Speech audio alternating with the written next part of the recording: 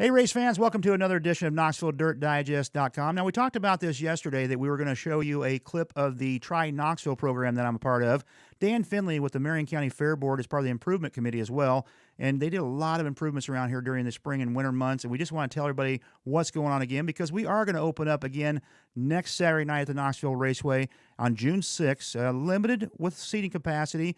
And then they're going to open up the north grandstands if they need to. But you can go on KnoxvilleRaceway.com and check that out. We'll talk about that more later on in the show. But for now, we're going to go ahead and take a break. When we come back, we'll introduce Try Knoxville and Dan Findley. Tired of doing this? Get a can of this and spend more time doing this. Seafoam helps engines start easier, run smoother, and last longer. Seafoam. Seafoam! Help your engine run smoother and last longer with Seafoam motor treatment. Just pour it in. Seafoam works to clean your fuel system, clean your oil system, and stabilizes fuel up to 2 years. Make the proven choice. Seafoam motor treatment. Available everywhere automotive products are sold. Race fans, the National Sprint Car Hall of Fame and Museum is open 7 days a week, year-round, for you to come in and check out all of the wonderful race cars on display in the museum. And our online store at sprintcarstuff.com is open 24 hours a day for you to check out everything that we have in stock for sprint car fans. Whether it's for a birthday, anniversary, or Christmas, sprintcarstuff.com has it all. That's at the National Sprint Car Hall of Fame and Museum in Knoxville. Hey, and welcome back to KnoxvilleDirtDigest.com. As promised, Dan Findley for the Marion County Fair Board is going to do a show with us today. The show, again, was recorded earlier on Try Knoxville. Let's go right into that show. And again, great projects and great things being done here at Knoxville Raceway. Well, welcome to another edition of Try Knoxville. Mike Roberts with you again. Our second episode. Last week worked out really well. Not even really putting it out there that much, but had over 1,000 views for the first time out, so we're really happy with that. We decided to bring in another Knoxville native, if you will, but representing the county side of life a little bit, Dan Findley with the Marion County Fair Board. I'll tell you what, things have really progressed out here at the Marion County Fairgrounds, and let's start off with when you came in. I don't remember what year it was, but you came to me and said, hey, buddy, I'm thinking about running for the Fair Board. Yeah. I think I asked, are you crazy at that time? Because there is a lot of work involved in that. There is a lot of work. I think it was 9 years ago I got on the Fair Board, I believe. I'm not sure. So I got on the Fair Board and wasn't sure what it all took to be a part of it, what you had to do, what the job entailed. And there wasn't ever any explanation either, so it was kind of a learn on the fly type of deal. The board's made up of 24 people. It's voted on each year. Every term is a 3-year term. You have to be a member of the Marion County Fair Association in order to vote on board members. So in order to be a Marion County Fair Association member, all you have to do is go into the office before October 1st and get registered. And registered, in order to be registered, you have to be either a landowner, a property owner, a business owner in the county, right, or have a residence in the county. So it's pretty easy to do. All you got to do is go in and get signed up. Takes about 5 minutes to sign up if you really want to vote. I've been on for around 9 years. The first couple of years was kind of a learning process. It's out there an awful lot. You still are? Yeah, I still am out there quite a bit. We've got a lot going on. For the first 8 years, I was on there's 3 different committees. You have the race committee, you have the fair committee, and then we have an improvement committee. Right. So the race committee takes care of everything race related. Fair committee takes care of everything fair related, and improvement committee takes care of the grounds and what needs to happen. Everybody works kind of intertwined. All 24 of us do each separate thing, but we're all together as one. So on work day, all 24 members are there. Yeah, it doesn't matter if you're working on racetrack stuff or working on improvement stuff. Your committee gets together, designs it, estimates it, figures out what's going to happen to cost or whatever, and then it's like, okay, here's what we're going to do. Everybody show up. Yep, exactly. So here recently, we've had several big projects going on here recently, and such as we're paving the main road off of Highway 14, right, from Highway 14 clear back to the sale barn, which is or the show barn, I'm sorry, which is a pretty big project. Sure. No one really understands how much money it takes to keep the place up. It's a pretty major. Let's go back to that money thing a little bit. That strip right there that they're just doing. I took some pictures of that. We're going to show them here in a little bit too. But let's talk about just that particular part. That doesn't seem like that much. But we're talking concrete. I mean, you're in construction. Yeah. I've done concrete. I mean, it's not a cheap bid. No. I mean, you're talking $170,000 to $190,000, depending on what we end up doing there. And then on top of that, everybody just sees the concrete. Right. Where we had to hire someone to come in and replace a water line. I mean, why cover up a water line when later on you'd have to come back and change that out, and you'd have to bore, which would cost more money. So, yeah, there's a lot of hidden things that people don't see. The last couple years, we've put a lot of time and effort into the North Campground. Mm-hmm. New electrical out there, which is, that's a huge cost. Talking $80,000, $90,000, $100,000. And unless you drive actually into the campground on the other side of the hill, you don't see it. You see nothing. You're like, man, what are these guys doing? They're just parking campers out there collecting money. Well, not the case. It takes a lot of gravel to keep the roads up. I mean, there's a couple miles worth of gravel roads out just in that North Campground alone. Other projects we got going on, big things this year are new elevator. When I say new elevator, I don't mean an additional elevator. It's a new elevator in the current shaft, which is another huge amount of money. That project alone was $110,000 to replace that elevator. I don't think people realize how old that elevator is. What, 1997 was that put in? Yeah, right around there. It's when the suites were put in. Yeah. So, so that's a big cost. And then on top of that, we wanted to, I don't know if it was last year or the year before when we lost the electricity out at the racetrack. Right. Lighting was a big issue. We had people in the suites, people in the stands, no lights. So along with the elevator, we've gone ahead and put in an emergency backup generator so we can power the elevator, because we put our handicap people up onto the second level with the elevator. Well, they were stuck. So we put in that backup generator to power some emergency lighting and the elevator in case of a power outage. We can still get people down. Right. So that's a big one. Along those lines, in front of the grandstands, the two old 1940s red ramps are gone. Right. Yank them out, put in a new up to code ramp on front of the grandstands, which will be a really nice addition. You see a lot of people pushing those wheelchairs up there, and I was always worried to death someone was going to lose one and roll back. Pretty steep. Yeah, very steep. So, but this one meets code. It's ADA compliant, which is a great thing. And so, other than that, we've put all kinds of fencing. Of course, when we do improvements, our number one issue that we look at is safety. Right. John McCoy's a huge advocate for safety at Knoxville, which is a great thing. I mean, that's what we got to have, someone in charge who really wants to make sure that things are safe for everyone out there. Keeps the fans happy and keeps our insurance people happy, because that's another huge cost to the Marion County Fair. So. Sure. You mentioned improvements as far as the drive and everything else, but also last year a new bathroom there back up at the horse barns. The 4-H people were ecstatic about that. I know that. Yeah. The new bathrooms are a great addition. Showers at the fairgrounds were always kind of a jaunt. You had to, from the back campground, you always had to trek up to... Kind of walk of shame sometimes, too. So. That's right. You always had to walk up either to the Dyer Hudson or to the block bathrooms. So, yeah, we put in that new, beautiful, big shower house and restroom. It's not it can't be scheduled as a storm shelter. The only reason is because it doesn't have the windows that make it a storm shelter. Other than that, the complete structure is concrete. There's a tornado and I'm at the fairgrounds, I'm going to that building. You'll be there. Yeah, I'll be there. Yeah.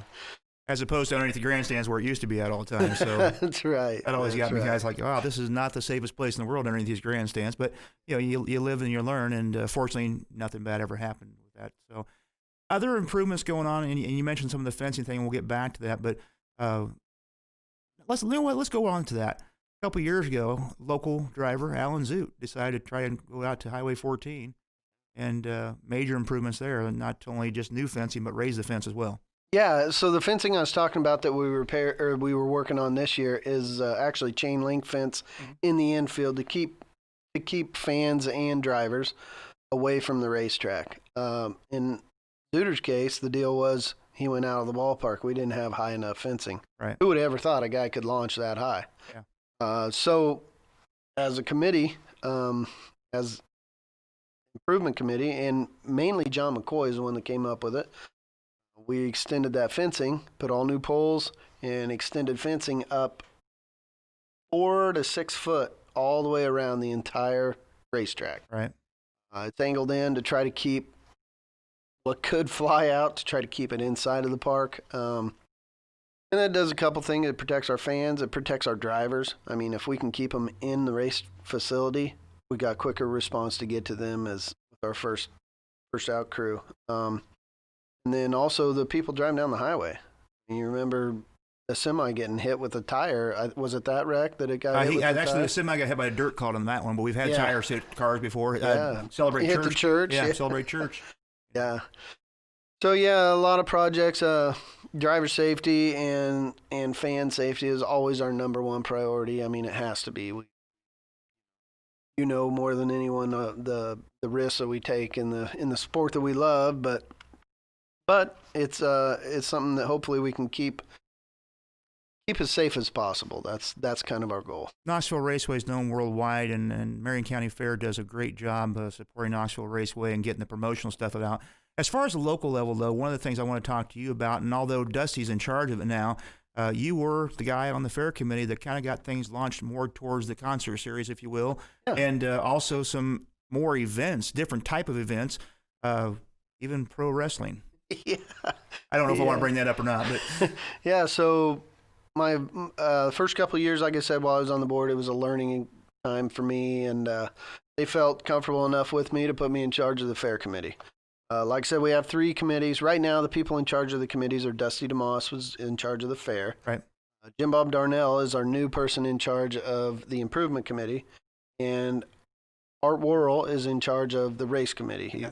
So those are our committee chairmen for each of the committees. But yeah, so when I was on the fair committee, we heard a lot of complaints, and I opened it up. I used social media a lot, which was something new to the fair board. right. I mean, when I got on, I was the youngest guy on there, and I was 40 years old.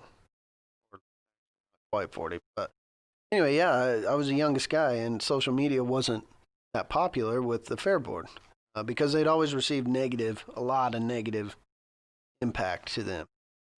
So I opened it up to social media when I got at the fair committee chair and said, hey, what do you guys want? How can we make it better? What are your thoughts? And you get a lot of craziness. You get, we got to get Garth Brooks. Well, you come up with $1 million and we'll see if we can make it happen. Sure. But, so yeah, I wanted a concert. I'm a concert guy. I love going to music festivals. And so yeah, we looked at the concerts and got the right people involved. First couple of years we had Hairball. It was a great thing. We've done country, we've done old rock, and it was great. It was kind of a building experience, Of course, I wasn't around the first Knoxville Nationals, but I'm sure it wasn't a sellout crowd, and everybody loved it. Concerts kind of become the same way.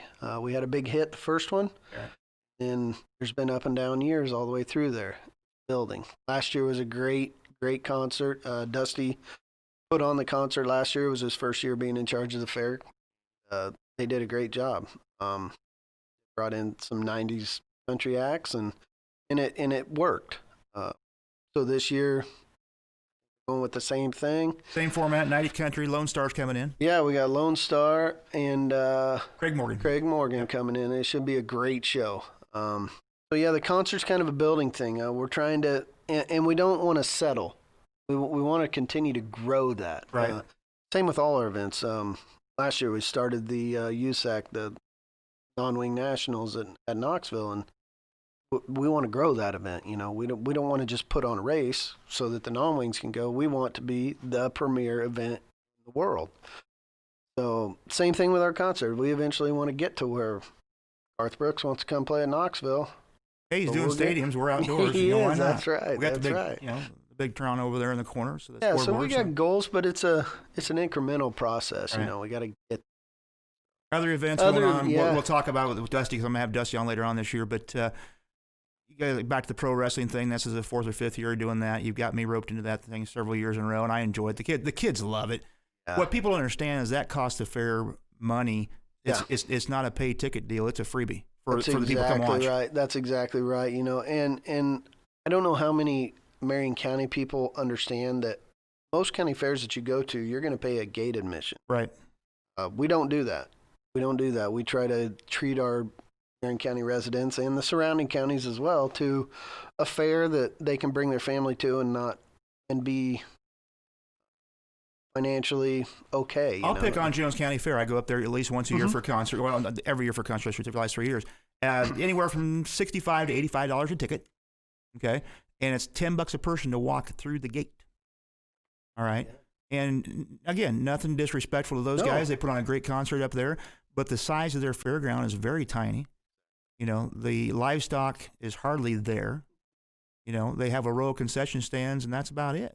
Yeah, and that's one of the other things people really don't think about, and I don't think that they're negative with it, but we have the most premier sprint car race in the world, right? Knoxville Nationals. Jones County doesn't have that. Right. They do the concert. We do the Nationals. That's why they're bringing in an act like Tim McGraw stuff, because they're throwing all their money at the concert. Yes, all their money is going at that. Yeah. Correct. But the financial impact of the Nationals to countywide, even the state, right, is a pretty big deal. The state looked at it and said, hey, we need to keep you guys. So that's why we were able to get some state funding to help out with these projects that we're doing. And that's something we should talk about, because we've mentioned about the $170,000 to $190,000 concrete job. That's not taxpayer money. That's sales tax money coming back, right? Yes, exactly. It's a sales tax. And it's not pay. We have to pay for it up front, right? As a racetrack, so we pay for it, and then we're up to $1.75 million, I believe, is the figure. Don't quote me on that, but yeah. So we pay for the project, and whatever sales tax that we would need to pay up to 1.75, we don't have to pay that to the state. It actually goes into a fund, and they'll give us back that money. So yeah, it was a great deal. The Newton Speedway, that is a similar deal, not quite the same, but right.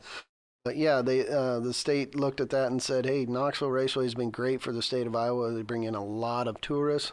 Let's go ahead and support them and help them keep going with it. We talked about past improvements. We've talked about safety. We talked about everything else. What's on the future? What's the plan in 1 year, 2 years, 3 years down the road? Because, again, we have a very nice facility, but we have some things that need replaced still. We do have some things that need replaced. There's a couple of major things that we have been looking at. I don't want to say we have a 5 to 10 year plan, because we don't. Right. Because things come up. Sure. But we have some dreams and hopes. Additional suites are one thing that we've kind of looked at.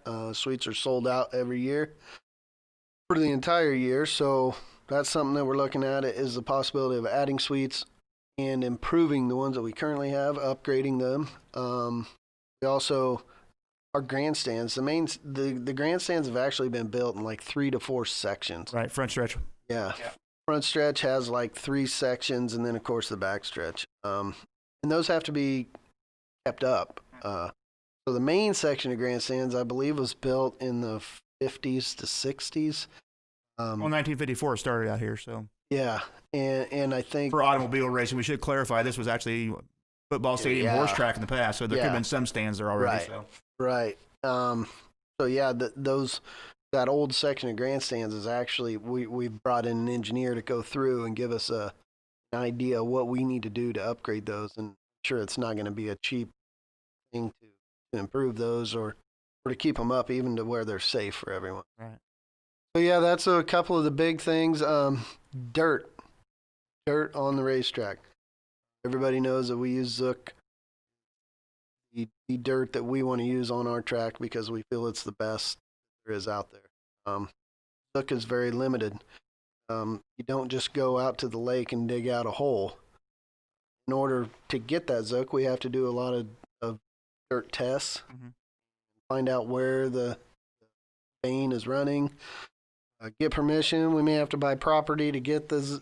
We ran into a jam dirt. on that one time. Ended up with red dirt. Yeah, we ran into red dirt. Yeah. A lot of sand in the dirt. So, yeah, that's another big one. I mean, it's a costly thing to keep the dirt up. We're looking at right now. Dusty DeMoss and John McCoy have a committee, and they're trying to find a vein so that we can get a massive amount of dirt stockpiles. Fairground wise, as far as the fair coming up in July, gosh, we've replaced a few barns here, but there's still some work to do. I mean, one of the projects, I can't remember exactly what it was now, but it had to do, I think, with airflow through the barns you guys did here a few years back too. Yeah. So we added cupolas to the top of all the barns, and they've been great. The horse barn, it's really cooled it off pretty well. Last year, we added a cupola to the top of the rabbit and chicken barn, and we're going to go ahead and add an exhaust fan in that to help pull all the hot air out. So those are some of the things that we do for the fair. Also, we are looking at the possibility of building a new barn. Need to replace eventually, and right. Yeah, I mean, where's the money come from? We just got to keep selling tickets. That's a lot of people to understand. I mean, we're the diehards. We grew up racing. We understand racing. But for those that aren't the diehard racetrack, it's a racetrack in the middle of town. It's noisy, da-da-da-da-da. But the racetrack pays for everything that happens at the fairgrounds. It does, yeah. Yeah, we don't, right now. Even that sales tax we talked about is through racetrack funds. Yeah, it's all through racetrack funds. Right now, almost every county in the state gets 30 to Jones County gets like 60, but most counties receive money from their state, from their county office. Right.